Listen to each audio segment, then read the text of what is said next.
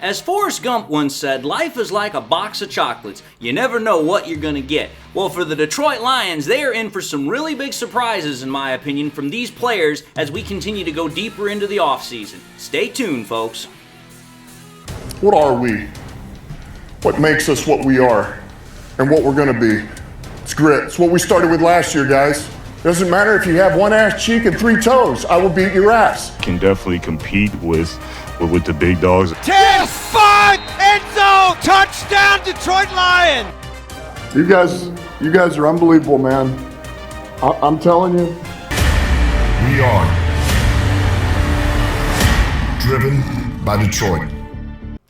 Hello, Lions fans, and welcome on back to yet another episode of MCM Motor City Mania. I'm your host, David T. Pike, and as always, we're diving on in. So here's the thing, folks. In today's episode, what we are going to be talking about is who I believe are going to be the biggest surprises going in for the Lions, whether it's in OTAs, whether it's minicamp, whether it's training camp, whatever the case might be. These are the guys that I think are going to be the biggest surprises. They're going to be the guys that really give us something good to watch. They're really going to be some people that we're going to want to pay attention to because of all the hype that's coming out about them, because of what I believe that they have the chance to do. These are the guys that I think have the real biggest upside to do something really spectacular this offseason, and then obviously once we get into the regular season. So, there's 3 guys that I have on this list. Not really going to be too much around the bush here because, again, I am kind of dealing with a bunch of stuff right now because I'm trying to get a whole bunch of things done, not trying to take too much time. But, person number 1. In my honest opinion, the first person I think that's going to be the biggest surprise for this offseason, and actually kind of in a sense has already been a bit of a surprise, is defensive lineman Brodrick Martin. I know that there have been some people on my channel before and comments that have asked me, what about Brodrick Martin? What about Brodrick Martin? Here's the thing. I've thought about putting him as a breakout candidate in my previous breakout candidate episode that I had released a couple of days ago. I decided to make him as an honorable mention. But the reason why I didn't have him as a full breakout candidate is because, well, let's be entirely honest here. There are 2 guys that are directly in front of him that are going to be taking up the lion's share of the snap. Wink, wink, nudge, nudge. And that's obviously Aleem McNeil and DJ Reader. Now, obviously, DJ Reader is still kind of dealing with a little bit of an injury at this point, but from all accounts, we've been told he's going to be ready for the season. He's going to be able to play. So, again, that's going to limit what Brodrick Martin can realistically do. However, though, that does not mean that Brodrick Martin can't be a surprise candidate. That does not mean he does not have the potential to surprise people. And as I just said, he's already surprised people because Brodrick Martin has gone very much the same way, very much the same route that what Aleem McNeil did a couple of years ago. Actually, I think it was last year or the year before, whatever the case might be. The whole point of the matter is that when we drafted him last year, Aleem McNeil was a little bit heavier, a little bit, more of an actual, defensive line, kind of like nose tackle build. But coming into camp this year, he had significantly slimmed down. He had put on a lot more muscle. He looked a lot more toned, a lot more buff. He looked a lot more physically in shape. That's not to say he wasn't physically in shape last year. I'm just simply saying you could definitely see the difference between last year versus this year.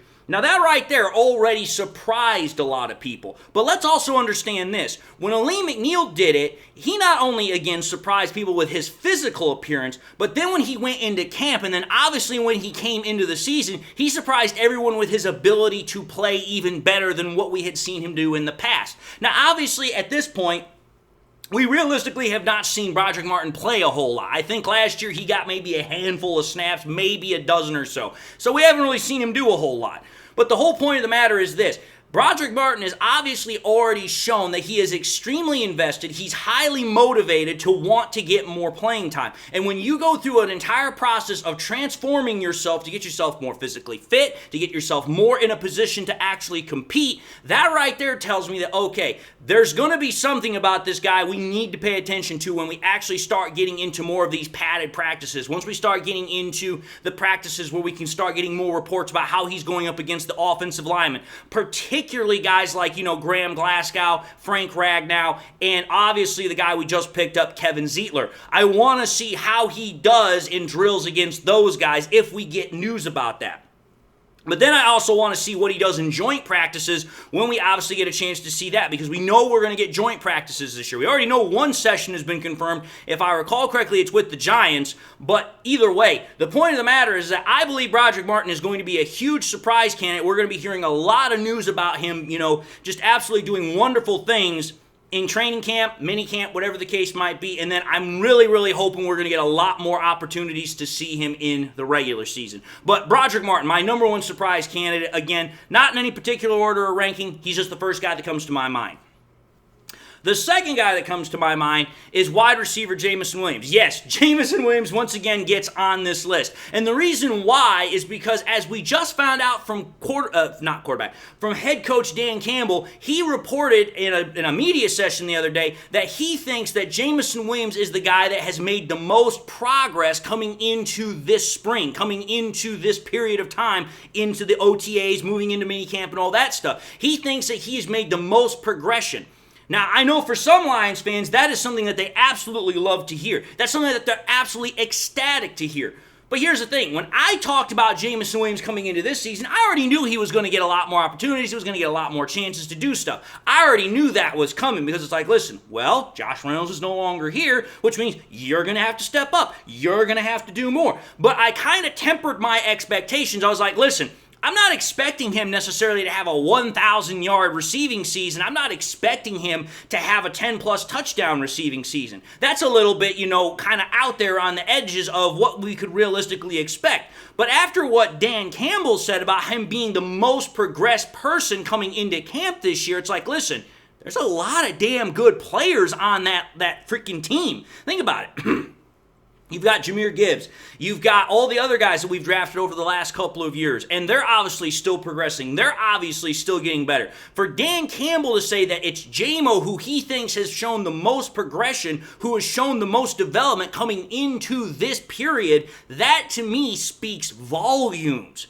Because it's like, listen, the first year, obviously we didn't see much development because he was recovering from an injury. The second year, we saw a little bit more development, but again, it was kind of stunted because of the whole gambling violation. But for him to say that, hey, coming into the spring, coming into OTAs, he looks the most progressed out of everybody, it's like, damn, maybe I undershot him a little bit. Maybe I kind of undervalued what I thought Jameson Williams could actually give us. Because I was thinking, maybe 800 yards, about maybe 5-6 touchdowns. I was thinking that's about reasonable to expect out of J-Mo. But it's like, after what I heard from Dan Campbell, it's like, maybe I might want to, tip that up a little bit. Maybe I might want to start thinking about 1,000 yards. Maybe I might want to start thinking about 10 receiving touchdowns. Because the way that Dan Campbell made it sound like for J-Mo, the exact words he used about J-Mo was he is a man on a mission. So it's like, listen, again, kind of like what I was talking about with Brodrick Martin. This is a guy that is fully invested. He's highly motivated. He wants to prove the doubters wrong because Jameson Williams he's not an idiot. He's not stupid. He's obviously heard what different people have said, whether it's analysts, whether it's podcasters, whatever the case might be. He's heard people that are saying, man, this guy, we reached on him. He's just not that good. He's washed up. He's only going to be, kind of like a gadget player or a guy that can just bust things open. No. I guarantee you this. Jameson Williams, he is looking forward to every opportunity he can get his hands on the ball this year, whether it's on end arounds, whether it's receiving, whatever the case might be. Jameson Williams is looking to absolutely go out there and dominate this year. And with his speed, there's no doubt in my mind that he has the full potential to do that. And again, just what we've already been hearing from the practice reports that have been coming out, him and Jared Goff are already getting much, much better along as far as getting on the same page and building even more chemistry than where they were last year. So again, I fully expect that Jameson Williams, again, breakout candidate. And again, at this point, I'm kind of surprised, and I'm fully expecting I'm going to be continue to be surprised as we go further on down the road. Which then brings me to the last person on my list of the surprise candidates. And that is going to be cornerback Terrion Arnold. Now, here's the reason why I say he's going to be a surprise candidate. Because let's understand something here. When it comes to cornerbacks, when it comes to first-round cornerbacks, there is an immense amount of pressure that's put on them. That's why I put Terrion Arnold as one of my guys that's under the most pressure. But I also believe he is a guy that has the potential to surprise a lot of people. Because again, when you think about it, most people are going to probably look at Terrion Arnold and going to be like, listen, we shouldn't put too many expectations on him. We shouldn't expect him to be the shutdown corner that we're expecting him to be in maybe a year or two from now. But it's like, listen, I'm not expecting him to be a shutdown corner, but I do believe he's going to surprise people. I do believe that Terrion Arnold's ability to play football as well as he does is going to surprise people. It already kind of surprised me with what I heard about in practice I think it was either yesterday or the day before. They said that they were doing 7-on-7 drills, and while he was out there doing the drills, none of the quarterbacks threw his way. They didn't pick on him. Which that tells me one thing right there. That means that obviously Terrion Arnold is already doing very well in his ability to cover wide receivers because he was out there with the ones. He was opposite of Carlton Davis. So it's like, listen, if they decided to go Carlton Davis's way more often than not versus going to Terrion Arnold, that right there again kind of lets me already know that, okay, maybe I was kind of trying to temper my expectations a little too much when it came to Terrion Arnold. I fully expect that, again, Terrion Arnold's going to have his growing pains. He's a rookie. Obviously, that's going to happen. But I also expect that, listen, maybe we might want to take a look at Terrion Arnold as being a lot better than what we're realistically thinking he's going to be heading into this year. Again, I know everybody keeps thinking about the whole thing with cornerback Jeff Okudah, but it's like, listen, I go back to the fact that it's Brad Holmes that drafted Terrion Arnold, not Bob Quinn. If Brad Holmes, who by his own admission, he considers himself a snob of cornerbacks, he is very, very into cornerback play. If he takes a look at Terrion Arnold, he says, dude, this is the best cornerback that I saw in the draft, and he was the best player on my board. It's like, listen, if that's what Brad Holmes is saying, I'm like, okay, let's take a look at Brad Holmes' track record when it comes to first-round draft picks. Penei Sewell, All-Pro. Aiden Hutchinson, going to be an All-Pro in my opinion at one point. Jahmyr Gibbs, Pro Bowl All-Pro selection. Dude, like, come on now. Like, I don't know how much more evidence we need to see that, Terrion Arnold, I think, has got a very, very bright future, and I think that he is going to surprise a lot of people by how well he plays. I'm not expecting shutdown level, but I am saying that he's going to be a lot better than what some people are possibly thinking he's going to be this year. I would say he's probably going to be an above average to almost good cornerback even as a rookie. I'm not saying Sauce Gardner level, but I am saying he's probably going to be one of the best cornerbacks and probably the best rookie cornerback this year. That's what I'm thinking. Now that I've heard what Dan Campbell has said, now that I've heard what I'm starting to hear out of the practice notes. But anyway, folks, that's what I got. Those are my surprise candidates for this episode. Those are the guys that I think that already in OTAs they've surprised some people. I'm expecting they're going to continue to surprise people come minicamp, training camp, and obviously when we get into the season, whether it's preseason or regular season. But those are the guys that I think have the best chance to surprise people.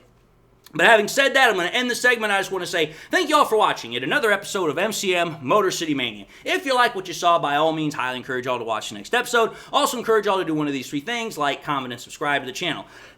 Excuse me.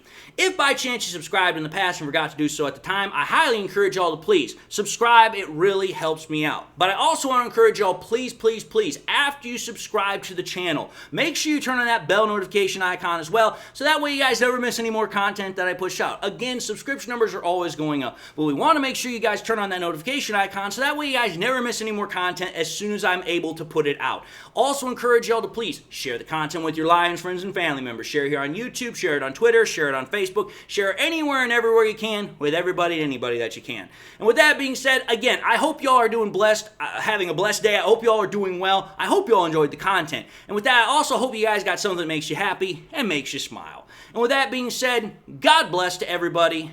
And with that, I'll see you all in the next episode.